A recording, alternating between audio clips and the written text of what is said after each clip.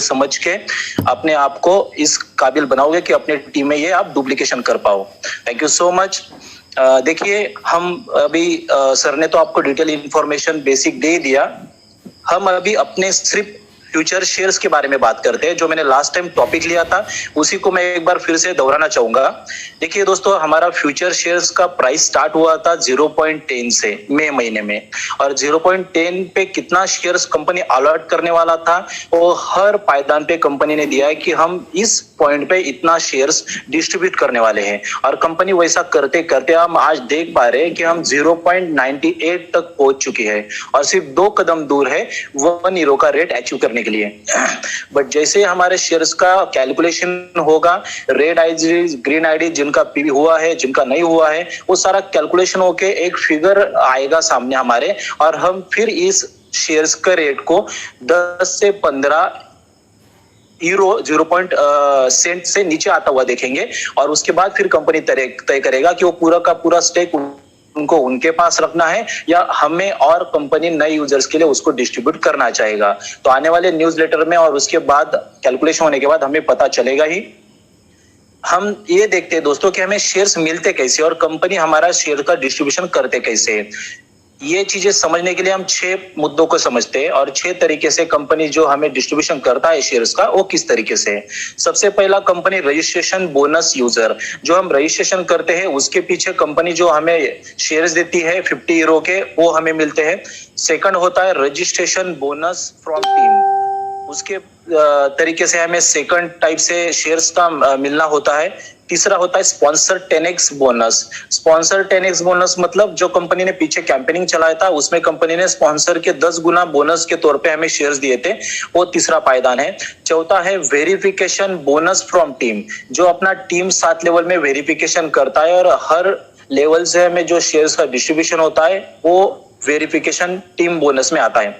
पांचवा है special campaigning from team. अभी जो कंपनी अलग अलग तरीके की कैंपेनिंग चलाते हैं और हमारे टीम में जो लोग हिस्सा लेते हैं और उसके नाम उस डैशबोर्ड पे आते हैं या उस कैंपेनिंग में उनका अचीवमेंट होता है तो वहां से हमें शेयर्स मिलता है। और लास्ट है स्पेशल कैंपेनिंग। स्पेशल कैंपेनिंग मतलब हम अपने खुद को उस कैंपेनिंग का हिस्सा बनाते हैं, उस पायदान पे, उस डैशबोर्ड पे, उस लीडर बोर्ड पे हम अपने आप को स्थापित करते हैं, तो हमें स्पेशल कैंपेनिंग की तरफ से, कंपनी की तरफ से अलग शेयर्स और कंपनी ने डिस्ट्रीब्यूट किया है। तो ये 6 तरीके हैं कंपनी के शेयर्स हमें मिलने के। और अगर हम इसको देखा जाए तो आप हर कोई अपने एफएस टेबल के सेक्शन में जाके देख सकता है कि कंपनी कितने सटीक तरीके से टाइम वाइज, डेट वाइज और second wise, minute second wise company ने अपने शेयर्स का डिस्ट्रीब्यूशन कैसे, कब किया है, क्यों किया है और किस लिए किया है, ये सारा ब्यौरा आपको आपके डैशबोर्ड पे नजर आएगा। और ये दोस्तों दुनिया में कोई भी स्टॉक एक्सचेंज की या शेयर मार्केट की कंपनी ने अभी तक कस्टमर्स के लिए और यूजर्स के लिए नहीं दिया है। हाँ, दिया होता है तो सिर्फ अपने खुद के यूजर्स का दिया होता है। यहाँ पे कंपनी ने पूरे यूजर्स का पूरा लेखा जोखा हमारे सामने रख दिया है ताकि कंपनी रियल में लंदन स्टॉक एक्सचेंज में लिस्टेड होने जा रही है। और लिस्टेड होने के बाद आपको असल में कितने शेयर्स मिलेंगे, कब मिले थे, किस लिए मिले थे और ये आप हिस्सेदारी इसका कितना % तक बना चुके हो अपने खुद के काम के ऊपर, ये सारा आपको आपके डैशबोर्ड पे डिटेल में शो करेगा। तो दोस्तों ये जो रियल शेयर्स है ये बहुत इंपॉर्टेंट रहेगा आपके लिए। और ये आप लगभग देख पा रहे हो, अभी हमारे पास टाइम लगभग निकल चुका है, पर जब तक फाइनल कैलकुलेशन कंपनी की तरफ से नहीं होता तब तक आप अपने लोगों को केवाईसी करके शेयर्स दिला सकते हो। फाइनल कैलकुलेशन होने के बाद कंपनी तय करेगा कि आगे क्या करना है और किस तरीके से आगे बढ़ना है। चलिए, हम शेयर्स को तो पिछले बार बहुत अच्छे से डिटेल में देखा था, अभी हम क्रिप्टो करेंसी के ऊपर बात करते हैं। क्रिप्टो करेंसी के ऊपर बात करने से पहले मैं आपको एक एग्जांपल देता हूं। आपने एप्पल कंपनी के बारे में जरूर सुना होगा और समझा होगा। तो दोस्तों, एप्पल कंपनी के एक फाउंडर थे रोनाल्ड वायन करके, और 1976 में ये फाउंडर थे। जो टॉप के 5-6 लोग फाउंडर थे उसमें से इनका भी एक नाम था। और ये है कंपनी का मैनेजमेंट का बाकी का हिस्सा देखने वाले, और कंपनी का लोगो डिजाइनिंग के पार्ट भी रोनाल्डो के पास था। और रोनाल्ड जो थे उनके पास कंपनी ने 10% का हिस्सेदारी दिया था। जो भी शेयर्स थे कंपनी ने अपने उस टाइम पे एप्पल कंपनी स्टॉक एक्सचेंज पे लिस्टेड नहीं हुआ था, उनके भी पेपर के ऊपर शेयर्स थे। तो पेपर के ऊपर शेयर्स कंपनी ने उनको कितना परसेंट का डिस्ट्रीब्यूशन किया था? 10% का। और उनको खुद को एप्पल कंपनी के ऊपर कुछ दिनों बाद उनको भरोसा नहीं था या भरोसा नहीं आ रहा था ये फ्यूचर में कुछ अच्छा कर पाएंगे या कंपनी कुछ अच्छे तरीके से अपने आप को स्थापित कर पाएगा। और उन्होंने कुछ दिनों में, कुछ सालों में वो शेयर्स बेच दिए और 10% की शेयर्स उन्होंने उस टाइम पे बेचे थे मात्र $800 में। और उस टाइम के $800 उनके लिए बहुत बड़ी अमाउंट थी। मतलब आज के वो लगभग 8,000 से लेकर $8 लाख के बराबर है। उस टाइम पे उन्होंने सिर्फ $800 में बेचे थे। और अगर उसी शेयर्स का हम आज की दौर में अगर कैलकुलेशन देखें दोस्तों 10% शेयर्स का, तो 70,000 करोड़ बराबर होता है। 70,000 करोड़, 70,000 करोड़ कोई कोई कंट्री की ये जीडीपी होती है दोस्तों। तो 70,000 करोड़ के सिर्फ 10% के शेयर्स उन्होंने गमा दिए और विश्वास रखने के कारण, या उनको विश्वास नहीं था अपने खुद के ब्रांड के ऊपर। और यही गलती अगर आप लोग करोगे और आप लोग शेयर्स की वैल्यू आज की डेट में नहीं समझोगे तो आने वाले दिनों में आपके लिए भी पछताने के सिवा कुछ नहीं रहेगा। चलिए हम एप्पल इतने बड़े कंपनी के बारे में सोचने से पहले हम इंडिया की किसी कंपनी के बारे में देखते हैं।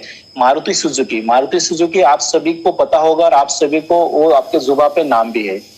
देखिए दोस्तों, भारत में जब मारुति सुजुकी का आईपीओ लॉन्च हुआ था, साल था 2003। 2000 में आईपीओ की शुरुआत हुई मारुति सुजुकी की और उसका शेयर का प्राइस रेट तय किया गया था कंपनी की तरफ से 125 रुपए का एक शेयर।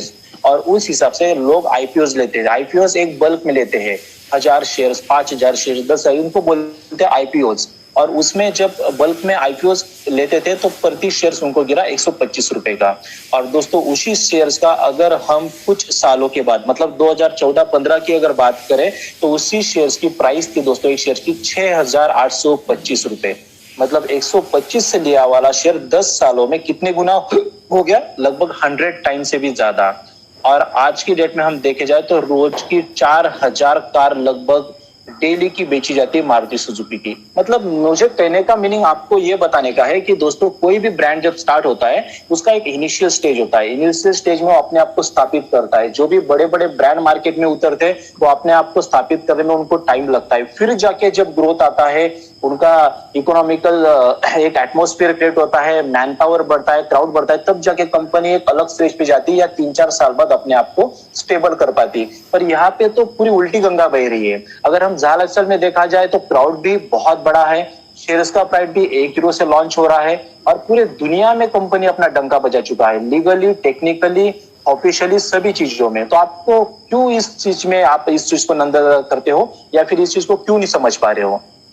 और सिर्फ शेयर्स में हम लोग ही इनोवेशन नहीं लेंगे। जब अपना प्लेटफॉर्म मार्केट में लॉन्च होगा दोस्तों तो बड़े बड़े गवर्नमेंट्स, बड़े बड़े जो शार्क्स होते हैं इकोनॉमिकल, बड़े बड़े लोग, वो भी ऐसे जो उभरता हुआ सितारा होता है, जो नया कंपनीज होता है कि जो अलग क्रिएशन ला रहा है मार्केट में, उसमें अपना बड़ा इन्वेस्टमेंट इन्वॉल्व करते हैं। जैसे कि हम भारत गवर्नमेंट की बात करें तो भारत गवर्नमेंट टॉप 15 कंपनीज में अपना बहुत बड़ा हिस्सेदारी बनाता है। उसमें सबसे टॉप पोजीशन पे आता है एसबीआई। एसबीआई में कंपनी भारत गवर्नमेंट का शेयर्स इन्वॉल्यूशन है 1,79 करोड़। दूसरा है ओएनजीसी। ओएनजीसी में इंडिया गवर्नमेंट का स्टेक है 78,000 करोड़। उसके बाद आप देख पाओगे आपकी जो पसंदीदा कंपनी होती है जैसे कि भारत पेट्रोलियम। भारत पेट्रोलियम का शेयर्स है इंडियन का, उसमें स्टॉक है 48,000 करोड़ का। तो दोस्तों इस तरीके से गवर्नमेंट्स भी अपने निजी कंपनियों में जो उभरती हुई कंपनीज होती है और बड़े बड़े ये जो इन्वेस्टर होते हैं ये इसमें इन्वॉल्यूशन लेते हैं। तो आप इस बात को समझ जाओ, जो आज आपको फ्री में शेयर्स मिल रहे हैं, आने वाले दिनों में इसका शेयर्स का प्राइस बहुत बड़ा और बहुत अलग लेवल पे रहेगा। चलिए शेयर्स का हो गया। हम कॉइन के बारे में एक छोटा सा कैलकुलेशन देखते हैं। देखिए दोस्तों, कॉइन तो आज की डेट में अगर हम देखे जाए तो कॉइन आज मार्केट का चौथा सबसे बड़ा इकोनॉमिकल प्लेटफॉर्म बन चुका है, ट्रेडिंग के मामले में, इन्वेस्टमेंट के मामले में, या जो भी गतिविधि होती है हमारी आज की, जो ये हम इसमें ही करना चाहेंगे कॉइन सेक्टर में, क्योंकि कॉइन सेक्टर पिछले 1-2 सालों से बहुत तेजी से अपने आप को अलग मुकाम पे रख रहा है। तो हम अगर एक इथेरियम सबके जुबान पे का कॉइन है और इथेरियम का अगर हम देखें तो 30 जुलाई 2015 में इन्होंने अपना कितना कॉइन मार्केट में लॉन्च करेंगे ये अनाउंस किया था और उनका फिगर था 72 मिलियन कॉइन्स। मतलब 72 million coins Ethereum coin market में लॉन्च करने वाला है, उसका एंड कॉइन होने तक। और 72 मिलियन बहुत बड़ी फिगर होती है और बहुत कम भी होती है इथेरियम के मामले में पूरी दुनिया के हिसाब से। और इसी हिसाब से अगर हम अपने ज़हा कॉइन को देखा जाए तो हमारा ज़हा कॉइन उससे भी बहुत कम मात्रा में मार्केट में उतरने वाला है, क्योंकि आज की डेट में हमें जो कॉइन कुछ दिनों पहले मिलते थे अभी मिलना बंद हो चुका है। अभी तो पैकेजेस के ऊपर भी कॉइन बहुत कम हो चुके हैं और मिलना लगभग बंद हो चुका है। तो दोस्तों जहाँ पे रजिस्ट्रेशन पे हमें 100 कॉइन मिलते थे अभी सिर्फ 20 यूरो के कॉइन्स मिलते हैं। तो आने वाले कुछ दिनों के बाद कॉइन्स खत्म हो जाएंगे। तो इससे आप समझ सकते हो कि कंपनी जो कॉइन्स मार्केट में लॉन्च करेगा उनकी जो ये रहेगा पूरा वैल्यूएशन रहेगा वो बहुत कम रहेगा। और आपके पास अगर अच्छे कॉइन्स रहेंगे तो आने वाले दिनों में आप देखोगे जैसे इथेरियम कॉइन आज 2 लाख 2.5 लाख तक टच हो चुका है, $3000 को पार कर चुका है।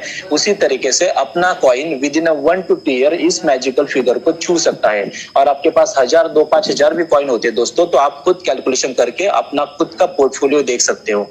तो शेयर्स और कॉइन ये आने वाली फ्यूचर की बहुत बड़ी संपत्ति रहेगी अपनी। आप इन बात को समझिए, अलग अलग एग्जांपल से हमने आपको बताने का पूरा कोशिश किया है। आई थिंक आप इसको समझ पाओगे। So thank you so much. Time का कमी है तो हम नेक्स्ट पायदान पे जाते हैं।